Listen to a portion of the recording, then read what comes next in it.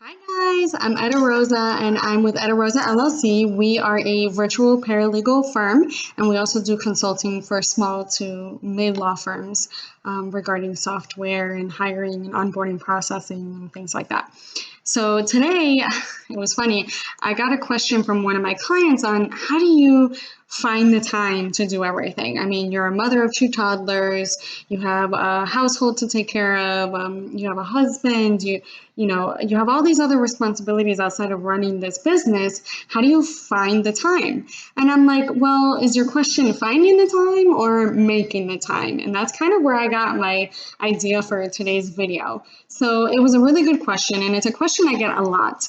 Well, one, everybody knows that I created my product method for time management. So I am the time management guru here in South Florida. Like to say so myself. But there is one thing that I always am present about. I always like to say, are you making the time or are you finding the time? Because those are completely two different concepts. You know, when you try to find time, you never do because it's either in the back burner or it's something that stay, present in your unconscious mind, but you never actually really make the time, which is where I'm trying to get at. You want to make the time.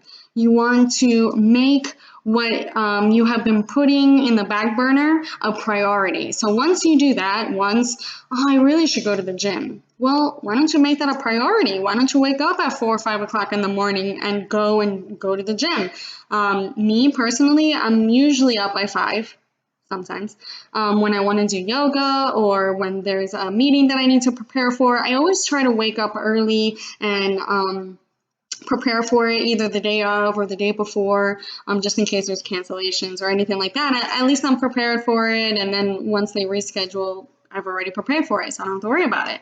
So you always want to make what's important to you a priority, whether it's professional or whether it's personal, whether it's going to the gym or whether it's a particular client that you really want to do good by and you want to make them a priority that one day. Or, obviously all clients are always a priority, but let's just say that it's a certain situation where their trial is coming up or their deposition's coming up or their mediation is coming up, where you want to make them a priority so that they can get that extra attention that they maybe sometimes do not have. Once you put what you want as a priority and no longer a back burner issue, you'll see that it'll all fall into place. And by doing that, you need to put it on the top of your list, whether it's a physical list, whether it's a mental list, whether it's my Google Assistant, because I love me some Google Assistant. I live off my Google Assistant. Gotta love her. So by doing all that and by not just, thinking about them, also thinking about yourself, again, with the whole self-care thing, you gotta invest time in yourself so that you can be the best you. And I'm not trying to get all psychological on you guys, but at the end of the day, there's numerous researches and there's psychologists and there's yogis, there's priests, there's, preachers. Everybody tells you that you need to take care of yourself in order to take care of others. So that's definitely something that you want to go by and that you want to make sure that you do. Also, it's okay to say no. A lot of people, find it hard, especially as parents and especially as business owners. You never want to say no to that one client. You never want to say no to that, your son or your daughter or your husband or your wife or your girlfriend or your boyfriend. You always want to be there for them. You always want to be that person to please everybody. But if you can't do it, you can't do it. Let's just be real. And sometimes propose an alternate date or an alternate time or an alternative activity. If it has to be that day, how about you do something that takes a shorter amount of time that fits your schedule?